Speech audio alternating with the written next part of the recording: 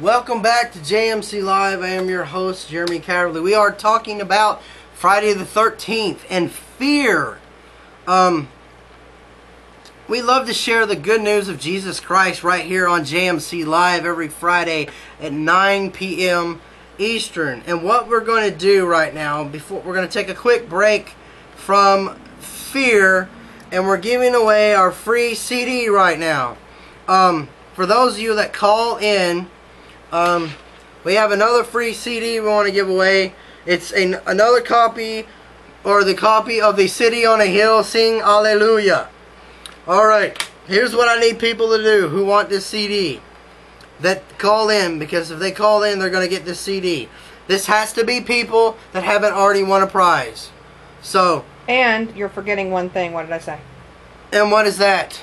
On the pre-recording, if you're watching on YouTube, please do not call in. This is only for the live show. It is not for the archive show. So if you try to call, sorry, we're not going to have it. It's already going to be given away. Yeah, so this is already given away, pre-recorded YouTube. And you also didn't say which caller it would be given to. It'll be the first caller. Alright, you guys see this CD? Alright, we have All Creatures of God and King, Choral Prelude, Sing Hallelujah with Third Day, Holy is Your Name, Cayman's Call, and Bemo Norman. Bebo. Sorry, I can't pronounce people's names. You're Holy, Nicole Norderman. Guy from Derek Webb from Cayman's Call's on here. Jars of Clay, FFH, Phil Kagi. The list goes on. There are 13 songs on here.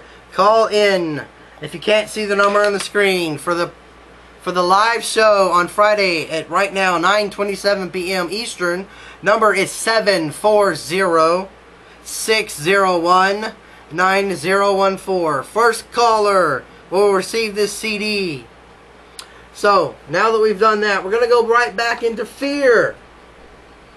I said at the break that fear is a lack in trust in God. And I know with the current economy, hearing that, it's almost like getting slapped in the face. For those of you that don't know, I've been homeless. I've lost 3 homes, all my belongings before. And we know that fear is a lack of faith. And because of this, fear ends up being a sin. But there are people out there that are in extreme situations where they're losing everything. And I know that you're afraid. And majority of you are not going to be able to do what Paul talked about, where I become content in all things. So this is not trying to say that we're better than you or whatever, but this is God's plan because He knows what can happen. I know that the suicide rate and the mental illness rate, they say 1 in 5 or 1 in 10 in California alone who are in dire straits say they need mental medication. They're stressed out. They're afraid. Romans 14:23. And he that doubt is damned if he eat, because he eats not of faith. For whatever is not of faith is sin. Okay, in other words, if you sin because you don't have faith, it's sin. And if it's sin without faith and with fear, full of fear. 2 Timothy 1:7, I said this early. God does not give us a spirit of fear, but of power, love, and of a sound mind. Disclaimer note, we know there are people out there that have mental handicaps. There are people that have retardations and mental illnesses and all sorts of different forms of problems. We know that you struggle with things daily and have problems that happen in your life. We understand that. I do, understand. It says the spirit of fear is not from God. It is contrary to God. Over and over it says don't fear. Jesus is not the root and the author of fear. So who creates fear? Who is the most fearful creature in the whole existence, past, present, and future? It is Satan, because he knows his time is already lost. He already knows he's lost the keys, because Jesus went to hell and came back, rose from the dead, and has taken the power away from him, and his time is short on earth. The Word of God says, don't worry about tomorrow. Don't worry about tomorrow. Be careful for nothing. Matthew 6:25. I say to you, don't worry about your life, what you'll eat, what you'll drink. Don't worry what your body and what you put on, and your health and things. Is life more than meat, and the body more than raiment? Matthew 6:25. You know, therefore, take no thought saying, what should we eat, or what should we drink, or where we should be clothed? Matthew 6:31. Luke 12:22. And he said to his disciples, as Jesus said, I say to you, take no thought of your life, what you'll eat, for neither the body or what you should put on. Luke 12:22. Now let's look at Philippians. I think it's Philemon or Philippians. I'm not sure. Yeah, it's Philippians 4:6. Because I always abbreviate things the same way. Philemon and Philippians abbreviate the same. I have to be careful. Be careful for nothing, but in everything by prayer and supplication, and with thanksgiving. Let your requests be known to God. Fear is a speculation. It's when you assume a projection into the future. You try to become a prophet. If you don't have the gift of prophecy, you don't have any place of having this kind of fear in your life. You can't argue a person out of the fears. And you know what? There's someone out there right now listening to me who is cussing me out, probably telling me that I'm a liar, I'm probably going to go to hell, I'm just, you know, blah, blah, blah, blah. And I've heard this before. Logical arguments don't work because the whole process is fear. Fear can become a very logical mental state. And it's based on no faith in God and not trusting in God. To help a person, we have to teach them that the whole process of their own personal mental thinking. Remember the Bible verse said earlier, you must learn to take captive your thoughts, what you hear, what you see, what you speak. You must do a radical change. Fear and faith are equal. They project into the future, both demand to be fulfilled. Now we look at Hebrews 11:1. We know the faith is the substance of things hoped for and the evidence of things not seen.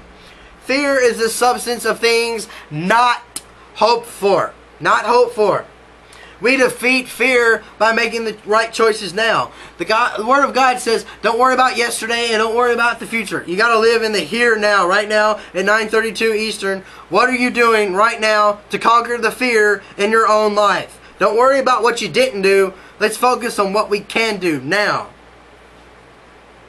It says 2 Corinthians 2:5.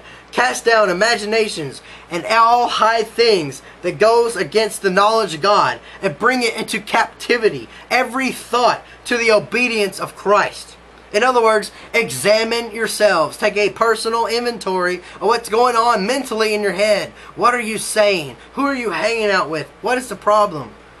Who can I talk to solve the issues? Where can I go? What can I do? How can I get beyond my circumstance? If you are homeless, what can you do to fix it? You know, there are people I've met that are homeless. I've seen people that are sick with cancer, and they are the happiest people in the world. Why? Because they're not worried about what they don't have. And it's the most shocking, controversial thing I've ever met. Homeless people, people with cancers and other diseases and things, and they're happy. Why?